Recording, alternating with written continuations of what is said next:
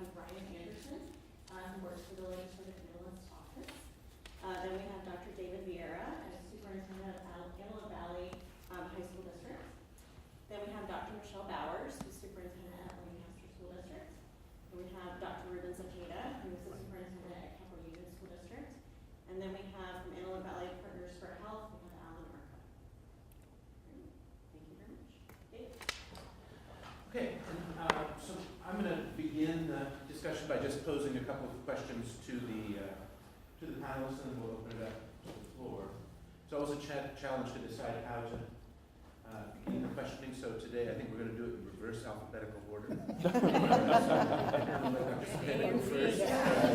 It's probably an unusual experience since you're usually last.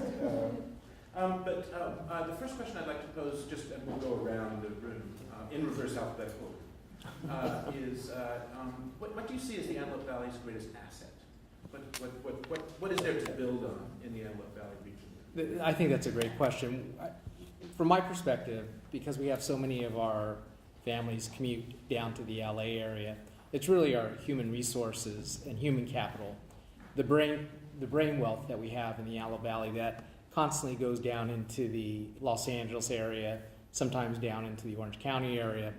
Highly skilled, highly knowledgeable, but they leave the Antelope Valley on a daily basis. 2-hour drive down, 2-hour drive up. On rainy days and snowy days, it's worse. Okay, good. Dr. Vieira. Same thing, human capital. But when I talk about human capital, I'm speaking more of teachers, paraprofessionals, instructional aides, all the support staff that we have in our schools right now, just working their tails off, doing a great job. That's one of our biggest assets. I think also when we look at the partnerships that was spoken to a little bit earlier as well, you know, we're known somewhat for the aerospace country, but the partnerships that we have with Lockheed, Boeing, Northrop, the spaceship company, SpaceX, there's a lot in that community there that works with us in those partnerships. And I think also the relationship that we have in education with the articulation with our 8 feeder districts in the high school district and the Antelope Valley College and some of the higher education that we have as well. So it's those partnerships, relationships, the human capital is our strongest thing, and also with AV Partners for Health. They didn't leave much for a B. But I would guess if there was anything to add, I would just extend their comments to the entire community. Because while we have those partnerships and we really work hard and value the collaboration, I would extend that collaboration to our entire community. As you heard in the report, we're somewhat isolated from Los Angeles County, and as a result of that, we have found that we have grown our own little family in the Antelope Valley. So while we're large geographically, we are very tight as far as a family of individuals that come together around whatever the sense of urgency is, whatever the moral imperative. And in this particular instance, it is looking at education and looking at the folks in our community and how we can come together. There are lots of individual entities and organizations that provide support, but they're individuals. So I'm really excited about this research so that we can talk more about how we can come together and leverage and maximize those resources. Thanks. And Alan Arca. Yes. So you guys said pretty much everything that I was going to say. But if I would add anything, I would definitely say strong community collaborative. I do feel as Antelope Valley, like you said earlier, it is like a family. So we do see that we do have the same goals, and when we come together, we definitely come out with really good ideas such as this. So that's the only thing that I would add. Mm-hmm. And Ryan, you get you don't get to take off this time. You're at home. Well, I don't really know the Antelope Valley aside from these folks, but they seem like very nice and capable people. So okay. You have to come down and visit. I would love to. Yeah. Okay. And the second question that I'll ask is, we all know that everything costs money. So if we had the money, let's just suppose you had the money, where would you invest first? What would you do first to address the kinds of challenges that Laura has talked about in her report? And Dr. Spade, I'll come back to you to lead us off if you like, or you can. Great, no, Sure. no, I'll go ahead and take the ball. I think if I had my choice, I think one of our greatest needs is really healthcare, mental health services, and opportunities for youth, particularly in the area of counseling and family support services. A lot of our money that comes from local control funding and the LCAP go towards things that we haven't had before, such as school psychologists and counselors and support services for students, which in one way, if our main business is educating students, we can't get there if students don't come prepared to learn because they have other health or mental health related issues. Again, human capital, I think at different times, I would answer that question in different ways, and to try to pick one specific area where you put that money is tough. So it's like, is it the egg first or what is it first? But when I look at the gaps and the needs that we have in the Antelope Valley, in the high school district, I believe that if we had, and we have wonderful staff, but we need to put resources in place to ensure that we have the folks that can do that job. An example right now is that we've got counselors and we've got administrators and teachers and paraeducators and all those things. I think we're at a point now where we talk about social workers. And so what is that funding mechanism by which we can use to bring social workers into the school to work with our homeless, our foster youth, or those that have challenges with trauma and so on. So it's a vague answer, but I would put the money and the resource of human capital where that need is most needed at this point in time. One of the things that if money weren't an object, I would love to see us take a systems approach to addressing the problems and the concerns. And when I say a systems approach, I'm looking at alignment of education, of social services, of physical and mental health services. We know, we've seen the data, we know who we serve, and we know that our numbers are disproportionately higher in areas of foster, in areas of rate of poverty, and areas of homelessness. If we were to consider a different model, because I think that the model cannot be one size fits all when you're dealing with disproportionality in these specific areas. So when we know that we have a preponderance of needs based on some of these other issues, thinking outside of the box and maybe looking at structures such as California's school-based health centers or school-linked health centers where we can bring those services into the schools, because we know that there is a heightened need for these types of services for these families. And we can better assure access and equity to these services if we coordinate them in a school setting, and looking at the structure of the day and making it long enough where our families can come into the schools, get not only the education that they deserve, but get the support and services to help them be successful in education, to help them have the mental health support that they need, to ensure that they have access to the physical and health support that they need as well. So looking at ways, I had an opportunity to look at some 16-17 data from the National School-Based Health Care Consensus recently. And in the state of California, there are 302 school-based health center programs, and only 47% of those have actually been completed. Many of the others that are not completed are not even in progress or not started. So thinking about models, something like that, where you have areas that are invisible because we are isolated, because we do have higher numbers and proportions of students and families that need different services. We need different models. Yeah, so that's a very complex question, but the best way I can answer it is definitely I would focus on safety and wellness of the students and parents, and how that would look like in the perfect world would be including more programs for both students and parents, both after school and before school. Since I work directly with the school district, I do after school programs for both of them, and I see that there is a need but also a lag in terms of funding for the great staff that's already there, but definitely more funding on programs that can be reamped and added So that's where I would put the fundings at. So I'm just gonna summarize a lot of what I heard were emphasis on supports that are particularly required by Antelope Valley's large populations of foster and homeless youth. And I think I'm highlighting that because I think that's a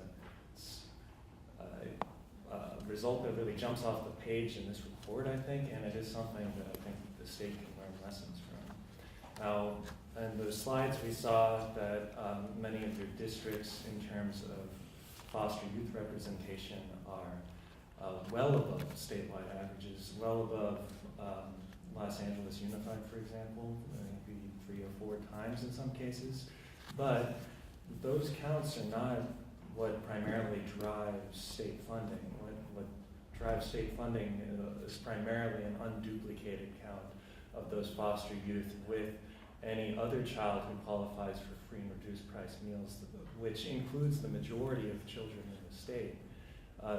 Within that category of children who qualify for free and reduced price meals, we know that there's a wide variety of needs, of incidents of trauma, of other educational challenges.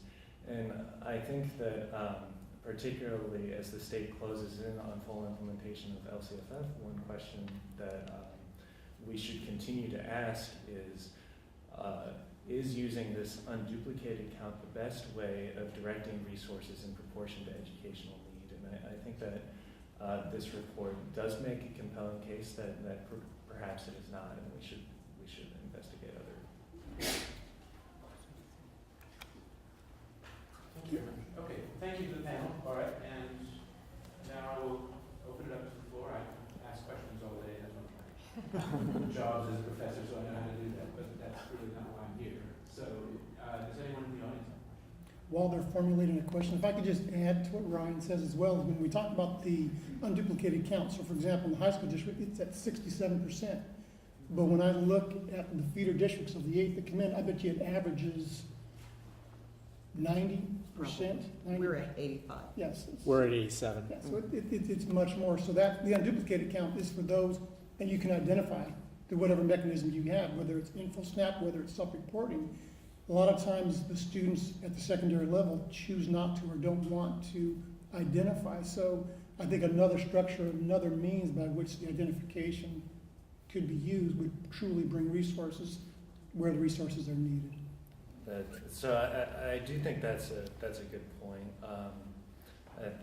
That's both a related issue and brings up another issue of just is self-reporting this data, is asking parents to fill out these forms the best way of identifying these student needs.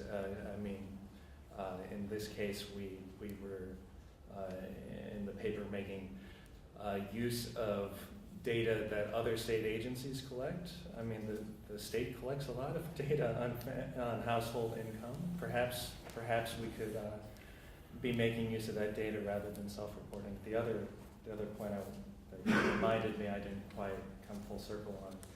When you talk about your unduplicated counts being near or above the 80 percentile, that is where LAUSD is at, right? So the measure that we use for directing funding looks very similar for your districts in LAUSD, but if we had looked at these alternative measures, it would look very different. So there are big consequences to the state's decision to rely so much on the unduplicated counts. If I could just jump in here just for 1 second. For those of you that are unfamiliar with school funding, you get it based on average daily attendance and then certain criteria of students. The local control funding mechanism that the governor put in place was designed to bring us back up to our funding level where we were in 2008. What the question doesn't ask about local control funding is, was the funding amount in 2008 adequate to serve our students? So we're simply trying to get back to a cost of living adjustment and growth rate to where we were in 2008, and where the state of California was in 2008 was in the bottom 5 of all state funding for students. So we're simply just trying to get back up to where we were. We're not there yet. So it really calls into question how the state funds and how much money funds are transferred to students. If you compare the state of California to others, the funding mechanism and the adequacy isn't really addressed. And I think that's a significant question that has to be addressed. What is actually adequate in terms of funding to provide the services and education to get the desired results? I think LCFF gets us back to where we were, but was where we were in 2008 adequate to get the results to be competitive in a global economy? Always a good point to make in Sacramento. You got the right audience, anyway, whether they're listening or not is another. Yeah, and please identify yourself. If you guys That's Antelope. I work for the Department of Education, and I just, this research makes my heart happy. I work in rural Kern County, San Bernardino County, and Riverside and Inyo. You can take this and maybe multiply it by 5, and you're painting the picture that we're seeing there. And I especially, I can't remember who was mentioning it, but services from County Office of Education are so disparate from county to county, and actually in LA, you guys are doing a whole lot better than most of those. There's just a lot more resources available there. I work with districts that have 2 substitutes for an entire district. You can never get a superintendent on the phone because they're often covering classes.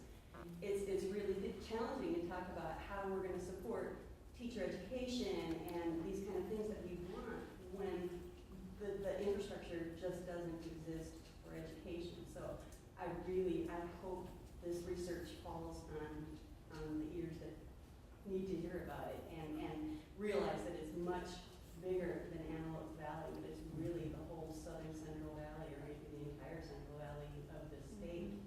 So thank you for this work. And to go again with thinking about the LCFF formula, when student shows up, they may be a foster student and an English learner and have mental health needs, and that's more typical than not.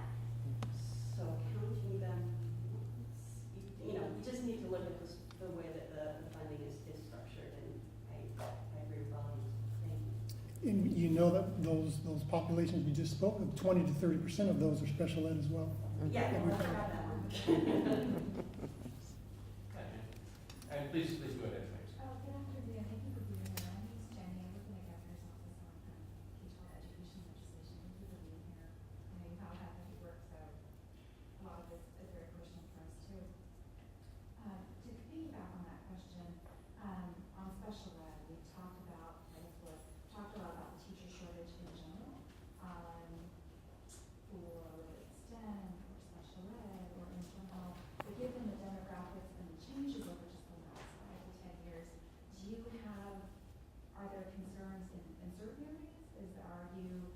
There's no concerns whatsoever? Are you finding trends that are taking place? First question, and then the second, are you developing partnerships with institutes of higher ed as far as homegrown, to get overly unified, where they're trying to build out some of the graduates and come back into the community? I'd love to hear your perspectives on that. Yes, and all of the above. But areas specifically to our district, special ed, math, and science, we always have shortages there, and we're going to continue to have shortages there. With regards to partnership with other institutions, we do. We have a lot of MOUs where we have their student teachers come in and work with our teachers as well. Cal State Bakersfield, Cal State Northridge. We have Long Beach State there as well.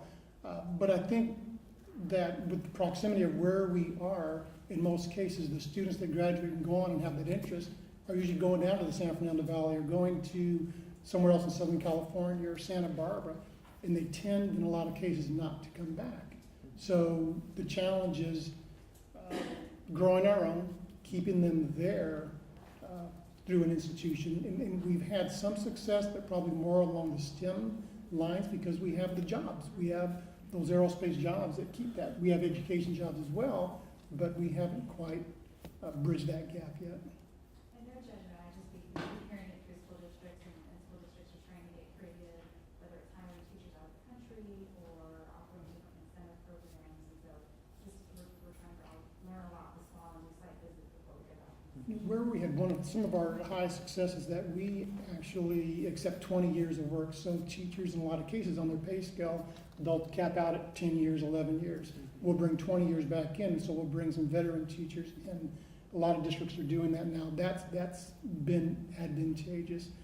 But when you look at the pipeline of teachers coming into education, that pool's getting shallow. So I think we need to look at what are the true incentives to bring folks back into education, and then how do we best prepare those within our systems to have them ready to move on if they have that interest as well, whether it's subsidized housing, whether it's some monetary things. I'm not exactly sure. Just the systems of support, I mean, we're Yeah. talking entry level, and then we're trying to do a lot of research on mid-career, where are teachers going, are they exiting?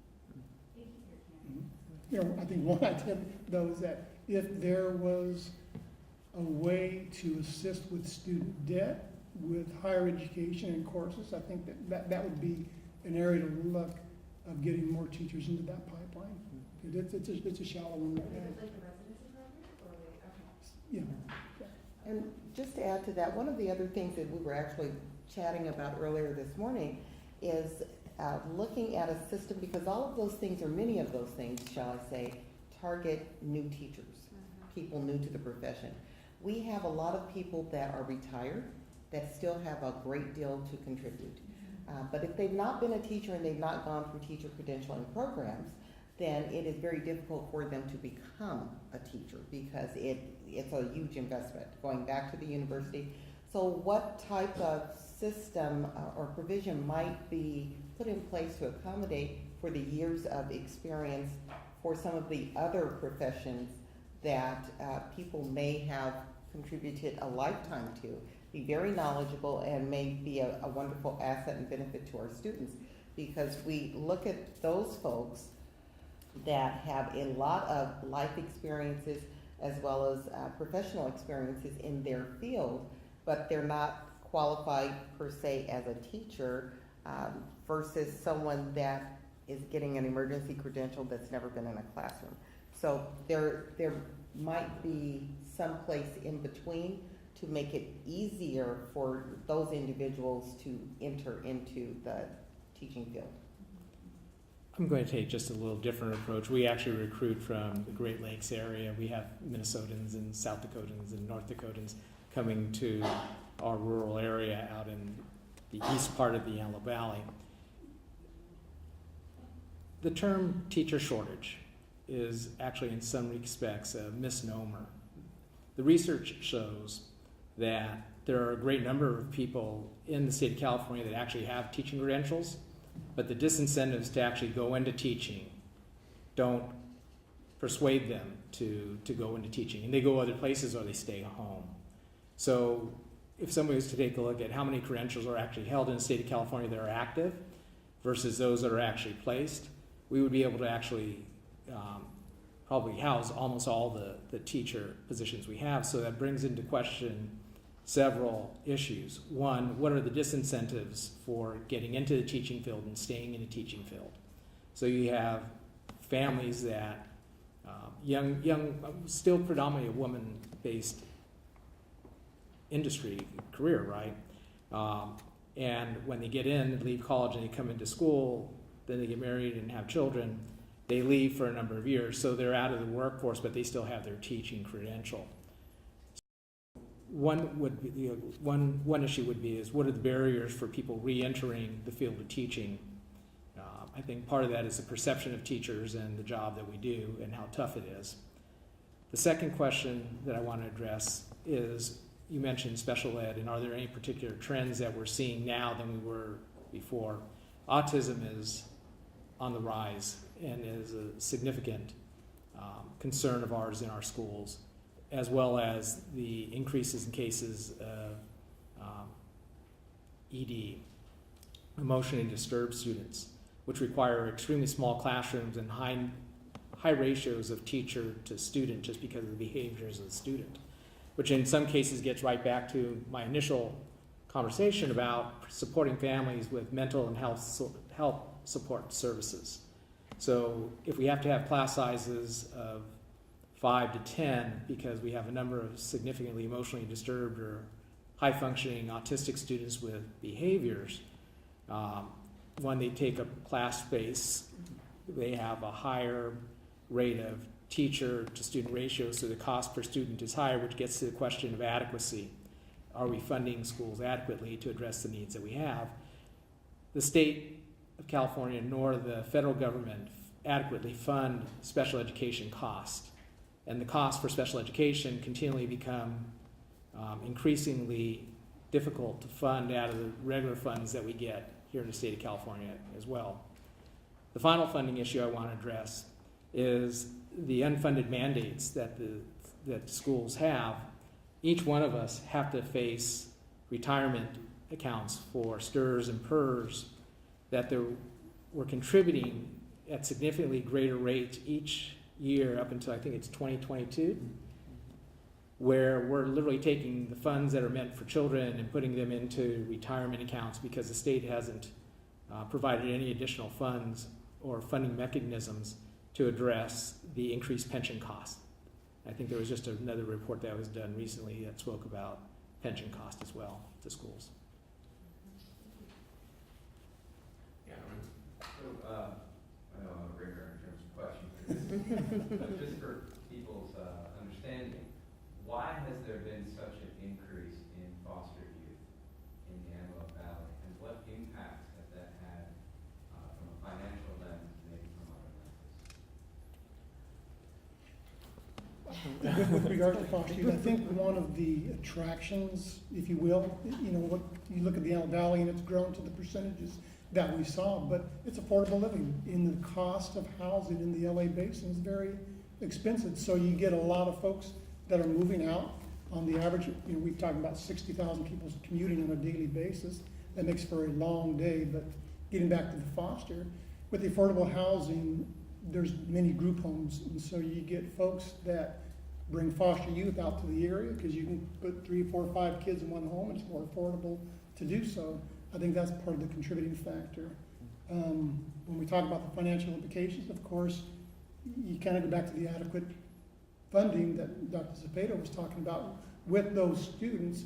And when we speak of those students, I'll let you know that we don't see them as being a burden. We embrace them. We just want to provide the services that are fully needed for those students that have the trauma, in a lot of cases, that they've experienced through whatever means is appropriate at that time. But there are costs that are, of course, associated with that as they come in. And we know what, between 4,000 and 5,000 in our district, probably have pushing 1,000 foster youth. The partnerships with Foster Ed LA and LA County has improved. There's sharing of data now in records. So there's progress being made, but we still got some work to do. And one of the things that I believe to be true, I'm not the expert, but because we do have larger homes at a much more affordable price, you can put more people in there. So when we have people that sign up through social services to be foster parents, they have more spaces available. Los Angeles County, we're still part of Los Angeles County, when they're looking for placement for foster youth, even though they may be in Los Angeles proper or closer to LA proper, the opening could be in the Antelope Valley.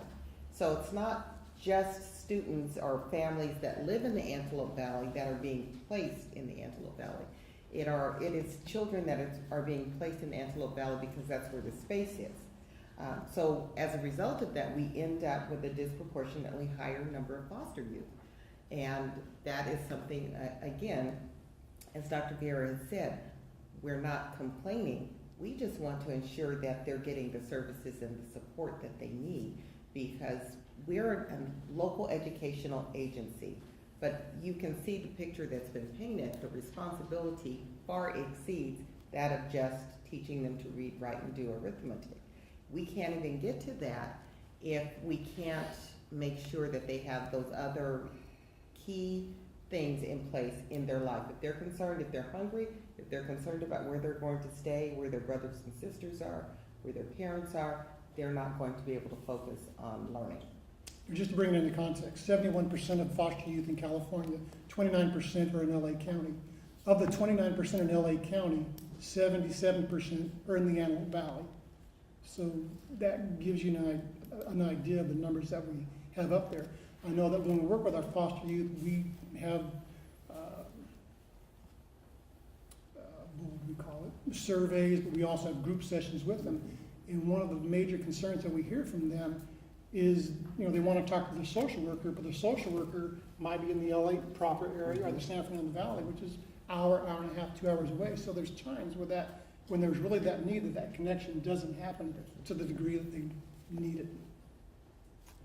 In my younger days, my wife and I were foster parents. And many of the things that you speak about are very, very accurate. I would tell you, as a former foster parent and as an educator, one of the issues that we face is when foster youth come into our school system, they've already missed a number of days due to transition, right? So the state funds at a policy level a school year of 180 days for schools. That's all they fund.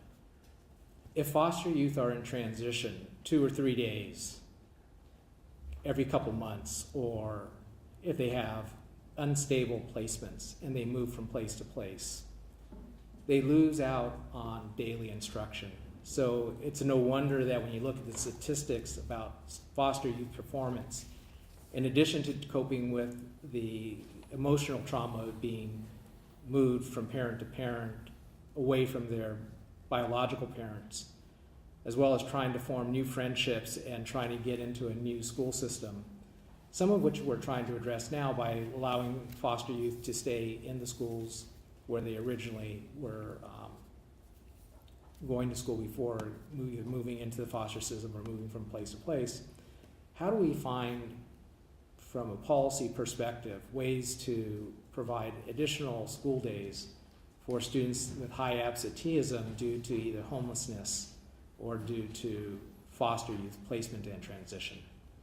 And I think that's a critical issue, because if we just have and maintain a bookend of 180 days of instruction, no matter who you are and where you go, that really truly limits the ability for foster youth to kind of catch up and stay up with their peers.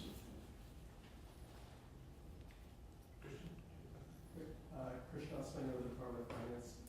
Can you comment on the recommendation in the report around the resource coordinating councils? I think is what the report called it.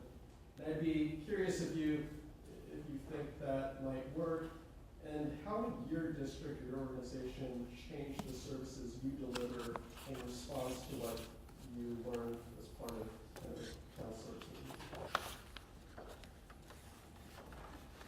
If I understand the question right, I think what we would take from that is that we're looking at trying to hire social workers, looking at trying to get the specific areas of expertise that are needed to fulfill the gaps of those kids right now. So that's one way we would specifically look at it.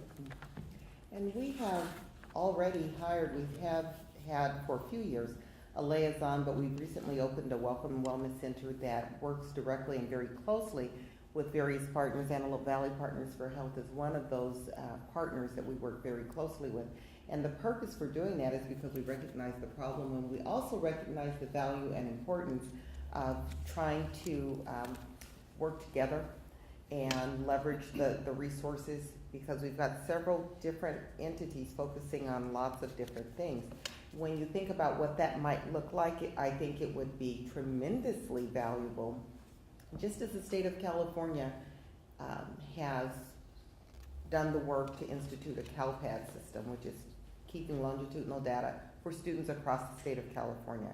What about keeping data across the state of California for services that various agencies could be a part of, so that we could better monitor and track services that are being provided to foster, to homeless especially, because you've got lots of different entities and people go to all of them and they get little pieces here and little pieces there. But we're not able to really maximize all of those supports. Every time we've had a summit in our valley, and we have had a few, where we bring various organizations together, there's always shock, surprise, and awe in the room at who's in the room and what they do and what they offer, because we just don't know what else is out there in our community. We take advantage of United Way and the resource guide that they publish, But things change so quickly, and we as individuals can't be the experts on every single organization that provides services. But if we could easily reference based on a family, well, I see you're getting housing here, you're getting support with food and clothing there, maybe we can help you in this area, because we can fill that gap, or we can direct you to this agency. So looking at the resource center, I think something like that, I think would be beneficial for many agencies, because not just education, just the alignment, and again, being able to maximize what is available when we're talking about limited resources to begin with. Do you have a sense of what has prevented sporadic or kind of different summits from becoming a more permanent structure? Well, the summits have continued yearly. It's been multi-year. The problem is once everyone leaves the summit. So I think there are people willing to be at the table and be part of the conversation. It's who organizes that work, who facilitates the conversation in an ongoing manner. So there are networks that are started as a result of the summits, and in many instances they will continue. We start to build and increase partnerships and an awareness of what's available. It's just organized. So I think that is one of the things that limits huge success of that kind of model. Is there needs to be a database would help, but then also someone or an agency in charge of maintaining that. Great point. I think sometimes there's some redundancy that we see in the Antelope Valley that we've spoken before. I think you spoke as well, the turnover. Mm-hmm. And I think sometimes there's just, the way that the structure is, there's some competition built in, whether it be through grants or whatever. And if there was alignment of everybody really working on doing what needs to be done, I think they'd bring some real continuity and consistency over time.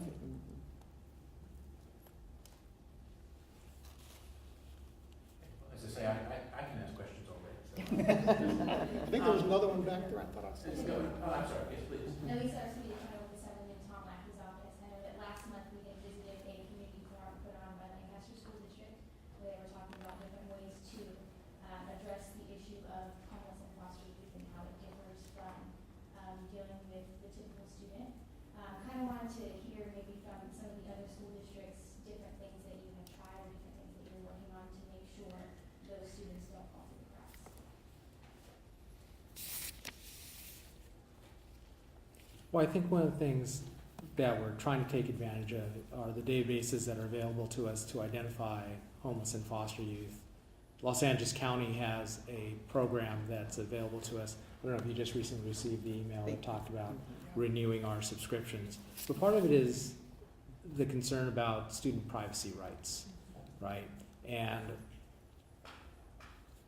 the limitations that are in place to protect students also hinder sometimes organizations from adequately identifying in a prompt manner students that come into our system.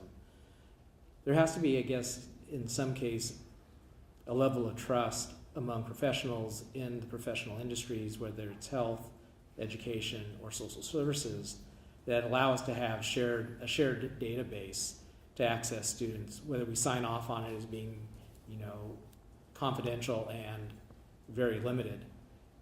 The barriers to getting information across agencies is sometimes one of the barriers that we face. So trying to form those relationships with our partners and our organizations that establish a sense of trust and the sense of urgency is, really where we're trying to make inroads, because the agencies themselves have protections in place to limit the information that's easily distributed. Just a couple of comments. Number one is, of course, identifying those, but once they are identified, some of the services that we have provided and continue to provide are, backpacks, transportation, hygiene kits, school supplies, various vouchers as needed. We have community attendance workers in each one of our schools as well, and their job is to get the list of those students that aren't attending, go out and see where they are, to bring them in and see what is it that's keeping them from coming to school. in addressing that. Tutoring, counseling services specifically for the homeless. AB 1806 is aligned with the foster and the homeless, that their credits from high school, if they meet a certain 130 of certain core areas, they can get a high school diploma with not as many credits as well. And of course, trying to bring them into the mainstream activities and athletics and so on and such forth. So there's a lot, I think, of resources trying to get them, but I think the key is, again, identifying them. One piece as well, and I'm not real familiar with this, is that we get certain money for homeless also, but it's being able to identify who they are, and then you get the more resource for it also.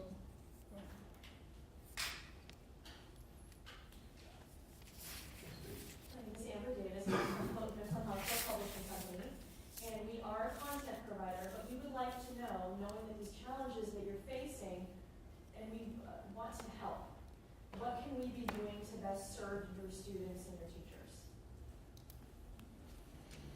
We can shift the paradigm and be content providers, what can we best do? That's a tough question, Amber. Well, I would say one of the reasons that I'm sitting here pondering and looking at the ceiling is in thinking about the population that we're specifically speaking to. There's a lot of conversation, and we hear the buzzwords equity and access and education, and we hear a lot of attention being focused on making sure that children have access to individuals that look like them, whether that's in the classrooms, in the schools, or in their textbooks and the resources and materials. How often, I would ask us to reflect, how often do we see foster and or homeless families in a positive light? What kind of resources or materials might be available to support and build self-concept, identification, self-identification, things that could be supplemental for that targeted population. I think as publishers, a lot of improvements have been made to focus on and support special ed, ELD, now even African American. We have some special resources and materials. Perhaps this is an opportunity for us to look at some of the unique challenges, concerns, and gaps. And the reason I say gaps, you mentioned the word trauma earlier, and I think that that's a very good word to describe some of the issues and challenges that our populations face. And as a result, as we think about connecting it all the way from beginning from that K all the way to 12, and we see the dropout rate, and we see the large percentage of foster and homeless that don't graduate. There are a lot of other pieces, not just those basic pieces, that they don't get as a result of their life, that they have no power or control over. So I know that there's a lot of work. I'm looking at it myself through Costas and the Habits of Mind and those 16 elements, and incorporating some of that into a format or a way for these young people to learn more about themselves, and that their situation does not define their outcome. I think that's a great answer. Okay. But supplemental materials, absolutely, but maybe being a part of the professional development of that as well, is that we have the students, but Yes. you teachers, it's huge, and it's a belief and it's a value system, as they're working with those kids. Is there a sense of taking into consideration where those kids are coming from? And I would say high majority, absolutely, or an understanding or the empathy that may be there. But I think anything along the lines of supplemental materials, as well as some professional development of how you came to that and sharing that, would be beneficial as well. And I gotta say, Amber's a graduate of Palmville High School of the Antelope Valley District. And, Yay! and I was a Oh, goodness. I should have let you answer that question.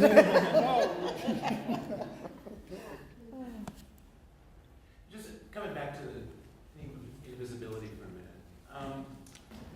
LCFF really put county offices at the center of a lot of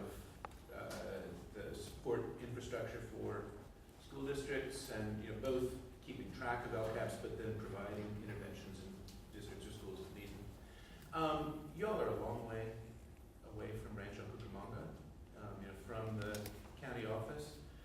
Can you talk a little bit about your relationships with LACO and with the county office, and whether you feel like they are able to provide the kinds of supports that you all need in the Antelope Valley? Ebbs and flows. I would say right now with our district, it's on a good note. I would say that it's better than it has been. My experience has been that some of it's contingent upon the superintendent that is there at that point in time. The one that is there right now is one that's very supportive, that reaches out to the Antelope Valley, actually has come out on one occasion and is coming out again with her cabinet here after the new year, is listening and taking into account the fact that there's 2 to 3 hours one way when you do some of the training and some of the specific issues that we have out there. So right now, I think it's on the upswing. Historically, there's been some challenges in the past as well, but right now it's on the upswing. I would just add that whether it's LA County office or any county office of education, really starting to work with individual districts based on their needs. We talk about the importance in school settings for teachers to work with individual students, for principals to work with individual teachers to support them, for superintendents to work with different schools, because I can tell you I have 21 schools and they are all very different and unique and have different needs because they serve slightly different populations and staff have different talents and expertise, years of experience. The county office has a big job, much larger than mine. But with that being said, it cannot be one size fits all, and you've seen geographically how large we are, so it can't be all districts will get this and all districts will get that, because that probably doesn't truly meet the unique needs of the districts.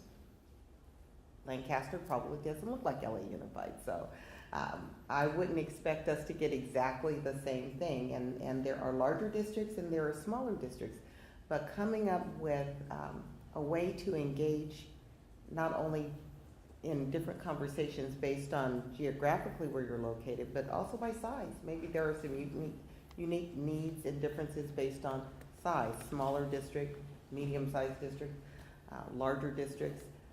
It's a different conversation. We know that to be true when we're all in the same room as superintendents, because we are facing a lot of similarities, but then there are some unique differences as well. I'd say, speaking as a smaller school district, so I have less staff and same responsibilities, we all have to do an LCAP. Some school districts may have 4 people that are in charge of certain sections. I have 1. LA County provides us, and smaller school districts, a great deal of support.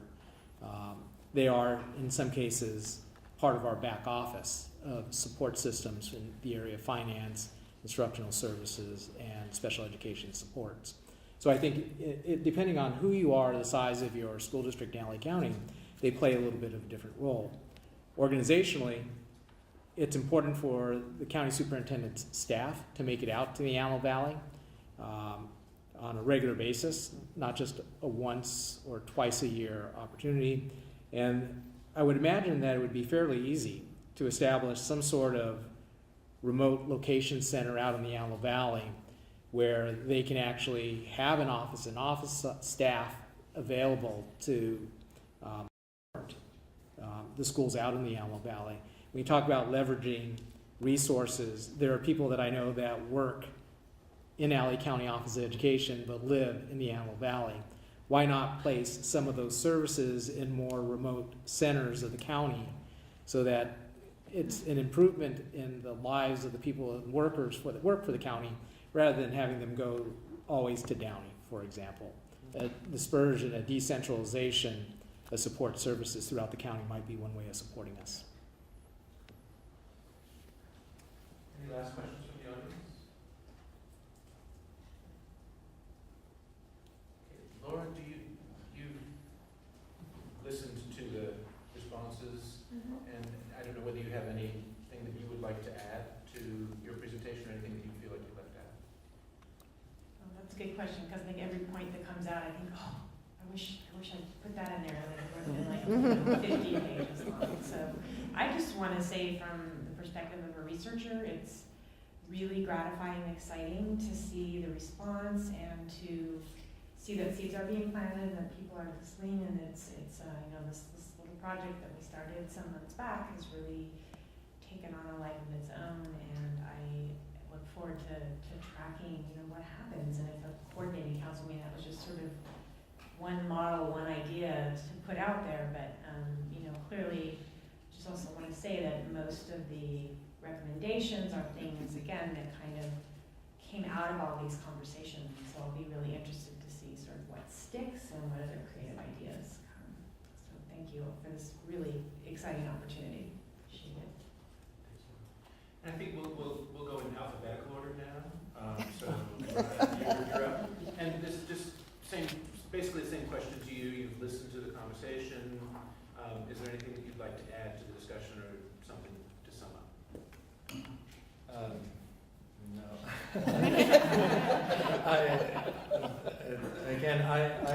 I really appreciate from a state level perspective, you know, we make efforts to get out to different parts of the state and to see and learn as much about them and their particular challenges as we can.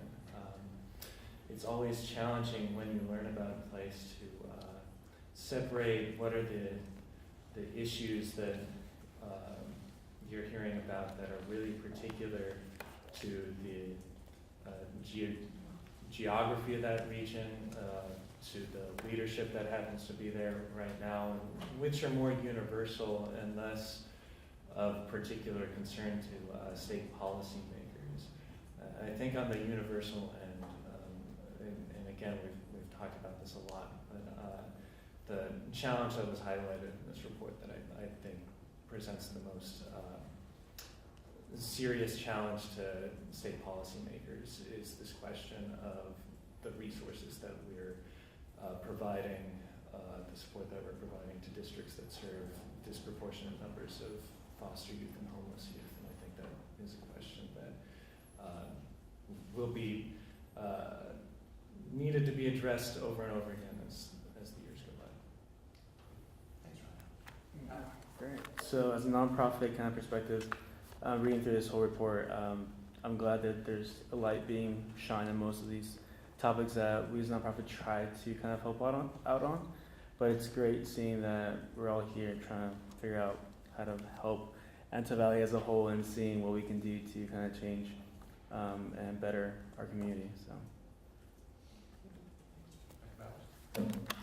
I would just like to say thank you to Pivot, and thank you to PACE, and thank you to USC for bringing some attention to some of the challenges that we face and bringing a voice to a very small, what has up to this point been a small conversation. And I look forward to continued conversations and actions, and truly hope that this is a beginning for a different way of thinking. Again, thank you to all those that were a part of putting this report together. You know, when I first heard it and read it, I could chew on it for a while, but it's an outstanding report, and I think it's going to go a long way. And we talked about, well, what are the next steps, and you know, Michelle and I and Ruben were talking a little bit earlier. In each year, we present to our Antelope Valley Board of Trade, and it's a panel.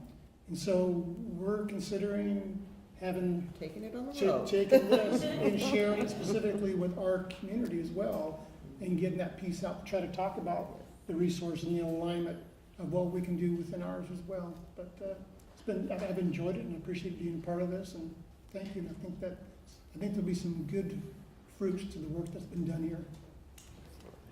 Dr. Spinning, you get the first word and the last word. Thank you. I'll try and keep it short. So again, thank you to those that sponsored this. I want to especially take note and thank those of you in the audience for being here today and taking time out of your day to come and listen to some of our concerns. We can talk about our issues in the Antelope Valley to each other all day long.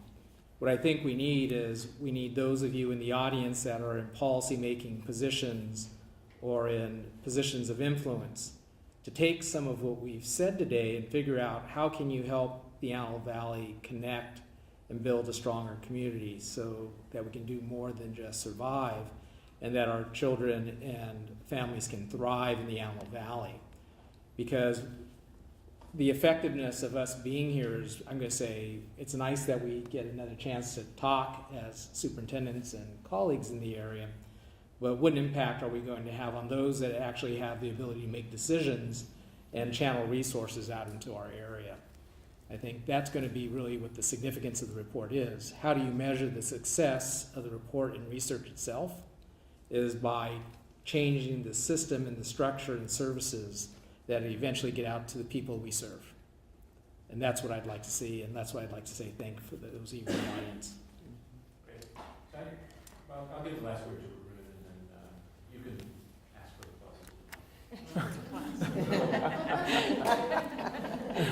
Wow, that's the first time you've ever given me the last word. Why I did it. That's probably the last time. You are retiring. So, thank you all for being here. I want to thank also the representatives from the various offices that are here. One that didn't acknowledge yourself is from CCE. Much appreciate you being here, along with folks from the governor's office, from the Department of Education, and the Department of Finance. Also want to acknowledge and thank the researchers. We met the lead researcher, but Allison Carter also had a great deal to do with the publication of this report and spends a lot of time in the Antelope Valley and once saved me from a cactus there. So don't do a conference call next to a cactus. That is a lesson that you need to quickly learn in the Antelope Valley. And then Hannah Melko, who is in the back, she's an intern. She was with the Haas School, the Golden School. I was going to put two mixed up. The Golden School at UC Berkeley, and she was also instrumental in this report, and she's absolutely fantastic. So if you have a chance, talk to her. She will be looking for a policy position at some point in the next few months of the next year as she graduates. So thank you to all of you. In particular, also, I'd like to thank the panelists. If we could give them a round of applause.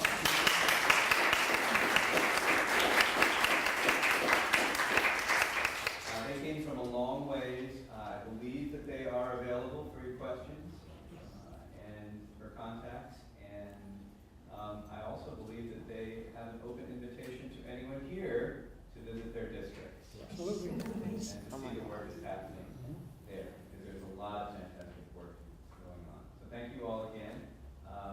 You sure you want the last word, David? All right, so give him a round of applause for your